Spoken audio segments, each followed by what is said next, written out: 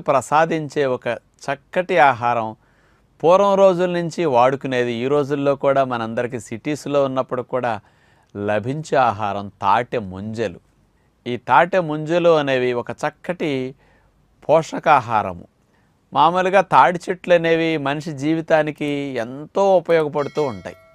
ప్రతిదీ తాడి చెట్టు మొదల నుంచి వేళ్ళ నుంచి ఆకుల నుంచి అవి కాసే ముంజికాయల నుంచి లేకపోతే తాటికాయల నుంచి తేగల నుంచి తాటి లోపల ఉండే ఆకులు చెట్టు తీసి కొట్టేసినప్పుడు లోపల మొవ్వు దగ్గర నుంచి అన్నీ మనిషికి ఆహారమే.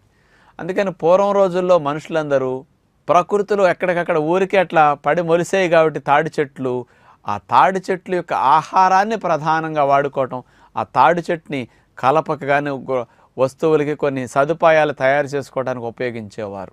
మరి అట్లాంటి తాటి ముంజలు వేసవికాలంలో ముఖ్యంగా